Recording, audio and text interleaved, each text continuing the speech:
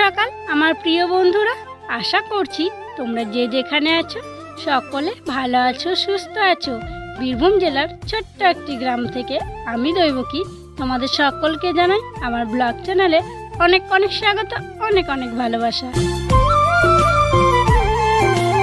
আজকে একটু দেরিতেই ব্লগটা শুরু করলাম। রোজ দিন তো সকাল সকালই শুরু করি, তো যাই হোক দেখো সকালের কাজগুলো সেরে আমি যে বোতলগুলো ফাঁকা ছিল সেগুলোকে নিয়ে চলে এলাম কলতলায় জল ভরে নেওয়ার জন্য। আমরা তো দেখলে যে আমি ব্রাশ করতে করতে এলাম, তো কি বলো তো, আগেই আমি মুখটা ধুয়ে নিয়েছি, তারপরে জলগুলো ভরতে শুরু করে দিলাম। তো বন্ধুরা, ভিডিওটি স্কিপ না করে সম্পূর্ণ দেখার অনুরোধ রইল তোমাদের কাছে।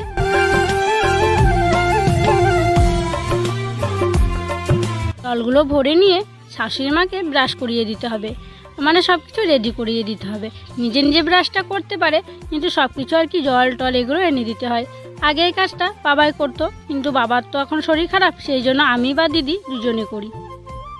শাশুড়ি মাকে খেতে দিলাম, তারপর দেখো এই যে মুনুটাকে জানো তো আজকে সকালবেলায় খেতে দেওয়া হয়নি, সেই জন্য আমার পিছন পিছন ঘুরে বেড়াচ্ছে, যেদিকে যাচ্ছি সেদিকে চলে যাচ্ছে। তাই ভাবলাম ওকে একটু খাইয়ে দিই। একটা রুটি ছিল কালকের, একটা রুটি দিলাম আর একটু আটা দিলাম। তারপর দেখো আমি চলে এলাম উনুনে ছাইগুলো তুলে নেওয়ার জন্য।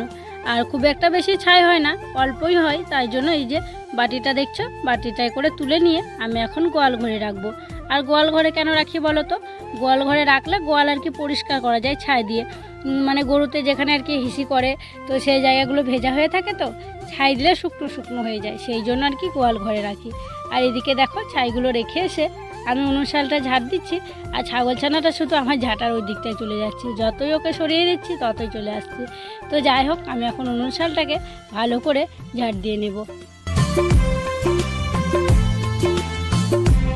উনুনশালটাকে ভালো করে ঝাড় দিয়ে পরিষ্কার করে নিলাম। তারপরে দেখো আমি চলে এলাম ঘরে বিছানাটাকে গুছিয়ে নেওয়ার জন্য। চলো বন্ধুরা, বিছানাটা গোছাতে গোছাতে তোমাদের সুন্দর সুন্দর কমেন্টের উত্তরগুলো দিয়ে ফেলি। নদিয়া থেকে অর্পিতা বোন কমেন্ট করেছে যে দিদি ভাই, তোমার ভিডিও আমি রোজ দেখি, তোমার কথাগুলো আমার খুব সুন্দর লাগে, তোমার ভিডিওতে আমার নামটা নিও। এই যে অর্পিতা বোন, আমি তোমার নামটা নিয়ে নিলাম, আর তোমাকে অনেক অনেক ভালোবাসা গো। মিনা দাস আমার ভিডিওতে তার নাম নিতে বলেছে। এই যে মিনা বোন, আমি তোমার নামটা নিয়ে নিলাম, আর তোমাকে অসংখ্য অসংখ্য ধন্যবাদ আমাকে কমেন্ট করার জন্য। বাংলাদেশ থেকে রুলি বোন কমেন্ট করেছে যে আপু, আমি তোমার ভিডিও রোজ দেখি, খুব ভালো লাগে, আর তোমার ভিডিও দেখলে আমার মনে হয় যে আমি গ্রামে আছি, আমার নামটা নিও। এই যে রুলি বোন, তোমার নামটা নিয়ে নিলাম, আর তোমাকে অনেক অনেক ধন্যবাদ গো কমেন্ট করার জন্য। আর বাংলাদেশের সকল মানুষকে আমার অনেক অনেক ভালোবাসা। বিছানাটাকে ভালো করে গুছিয়ে দেখো আমি চলে এলাম পুকুর ঘাটে। আর কিছু আর কি চা খাওয়া বাসন ছিল, সকালবেলায় সবাই চা মুড়ি খেয়েছে, সেই বাসনগুলোই ছিল, তো সেইগুলোকে নিয়েই আমি চলে এলাম মাজার জন্য। আর আজকে সকালের বাসন ধোয়া তোমাদের সাথে শেয়ার করিনি, রোজই তো শেয়ার করি, তাই ভাবলাম আজকে আর শেয়ার করব না। তো দেখো এখন চা খাওয়া বাসনগুলো আমি মেজে নিচ্ছি। তোমরা হয়তো পুকুরের জলটাকে দেখে ভাববে যে নোংরা জল, কিন্তু না গো, এই যে সবুজ সবুজ হয়ে ভাসছে এগুলো হচ্ছে ডুরুলি, গ্রামে এগুলোকে ডুরুলি বলে। আর এগুলো এখন না ছোট ছোট পোস্ত দানার মতো হয়ে আছে, কয়েকদিন পর এগুলো পাতা হয়ে যাবে, আর গোটা পুকুরটাকে ঘিরে নেবে, আর জলটা একদম সবুজ হয়ে যাবে, কিন্তু তলের জলটা চকচকেই থাকবে, আর ওপরে ওইরকম সবুজ হয়ে থাকবে, তখন না পুকুরটা দেখতে খুব ভালো লাগবে। বাসনগুলোকে ধুয়ে নিয়ে এলাম, তারপরে দেখো যেগুলো আর কি জামা কাপড় কাচার ছিল সেগুলো নিয়ে নিলাম। এখন আমি যাচ্ছি স্নান করতে। আর এদিকে দেখো দিদি আজকে লঙ্কা পেঁয়াজ বাটা করেছে, আর সেটাকে তেলে ভেজে নিচ্ছে, আর আজকে আমরা এটা দিয়েই মুড়ি খাবো।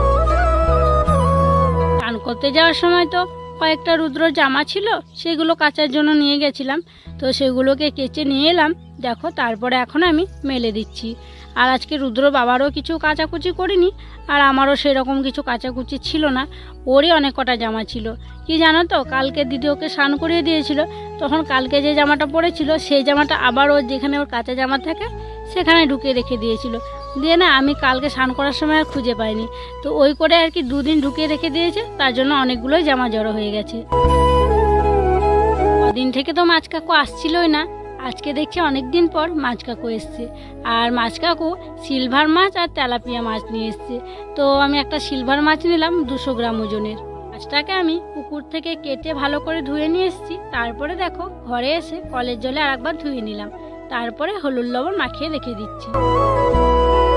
দিন থেকেই না পুরো বুড়ো শাক খাওয়া হয়নি, আর আজকে দিদি পুরো বুড়ো শাক নিয়ে এসছে।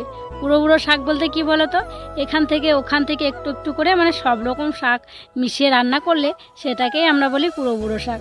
তো যাই হোক, দেখো দিদি ওদিকে শাক বেছে কেটে দিল, আর আমি এদিকে শাকটা রান্না করতে শুরু করে দিলাম।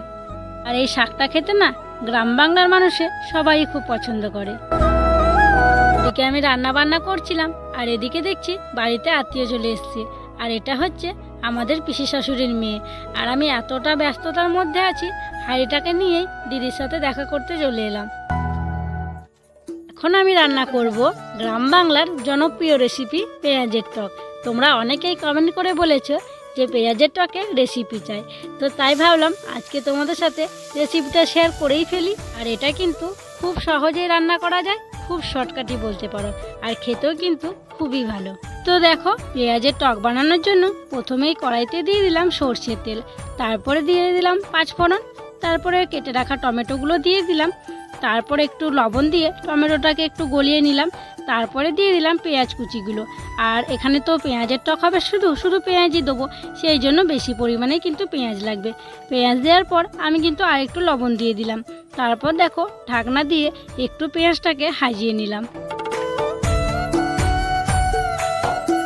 পেঁয়াজটা একটু নরম হয়ে যাওয়ার পর এর মধ্যে আমি দিয়ে দিলাম লঙ্কার পেঁয়াজ বাটা। এখানে অন্য কিছু মশলা দিচ্ছি না, শুধু পেঁয়াজ লঙ্কা বাটাটাই দিচ্ছি। তারপরে ভালো করে নাড়াচাড়া করিয়ে নিচ্ছি। এদিকে আমি রান্না করছি, আর ওদিকে বাবা কার সাথে ফোনে কথা বলছিল। আজকে নাকি আবার কে আসবে বাবাকে দেখার জন্য, তো কে আসবে আমি সঠিক জানি না, তো জানলে তোমাদেরকেও জানাবো। তো দেখো পেঁয়াজটাকে ভালো করে পেঁয়াজ বাটার সঙ্গে নাড়াচাড়া করে নিয়ে আমি কিন্তু তেঁতুলগুলো জল দিয়ে দিলাম সামান্য মতো। তোমরা স্বাদ মতো দেবে, যেমন টক খেতে চাও আর কি, বেশি খেতে চাইলে একটু বেশি দেবে, আর অল্প খেতে চাইলে একটু অল্প দেবে। তারপরে দেখো আরেকবার ঢাকা দিয়ে দিয়েছিলাম, আর একটু নাড়াচাড়া করে নিচ্ছি।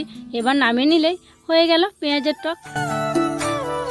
দেখো আমার রান্না বান্না হয়ে গেল। কড়াইটাকে পুকুর ঘাটে ভিজিয়ে রেখে এসে মশালটাকে জেটিয়ে নিচ্ছি, তারপরে নেতা বুলিয়ে দেব। আর রুদ্র বাবা গেছে ছাগলগুলোকে মাঠ থেকে নিয়ে আসার জন্য।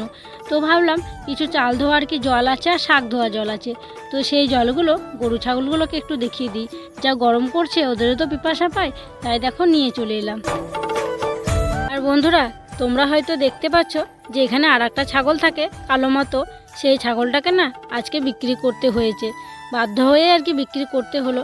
কারণ বুঝতেই পারছো টানাটানি করে আর কি সংসারটা চলছে। এদিকে বাবার ওষুধের খরচাপাতি, আবার বাড়িতে আত্মীয় স্বজন আসা যাওয়া লেগেই আছে, তো তাদের তো একটু খরচা আছে, তো সেই জন্য ছাগলটাকে বিক্রি করে দিয়েছি আজকে।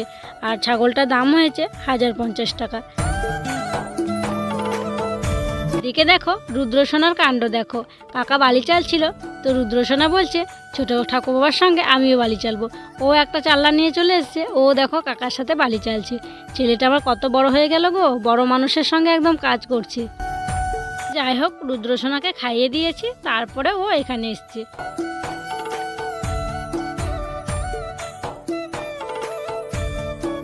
তারপরে দেখো সবার জন্য ভাত বেড়ে নিয়েছি।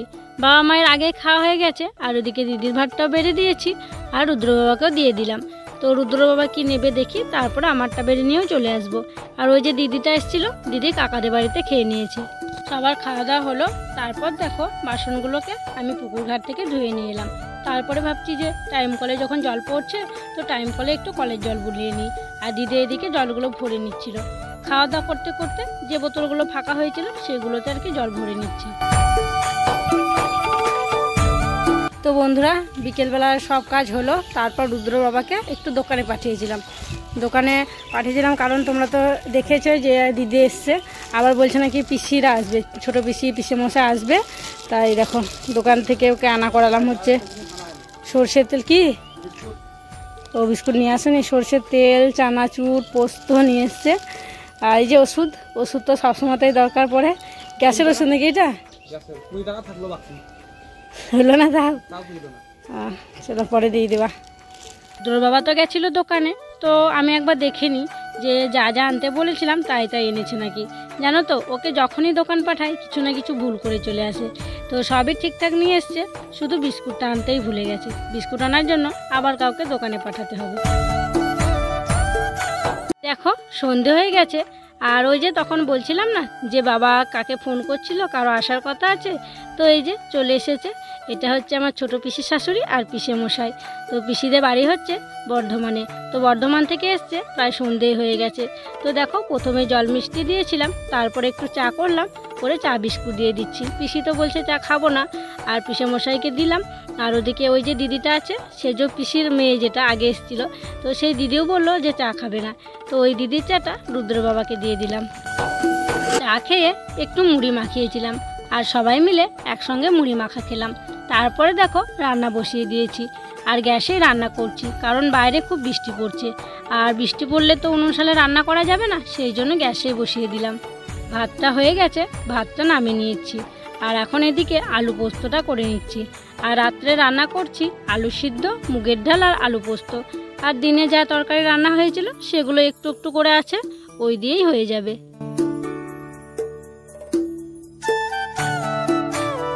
এখন বাজে রাত 10টা, আর রান্নাবান্না হয়ে গেছে অনেক আগে। আর আজকে রুদ্রসোনাকে পড়তে বসায়নি। রান্নাবান্না করার পর সবার সাথে একসাথে বসে গল্প করছিলাম, আর এখন সবার জন্য ভাত বেড়ে নিচ্ছি। দেখো সকলকে ভাত বের করে দিয়েছি, আর সবাই ভাত খেয়ে নিচ্ছে।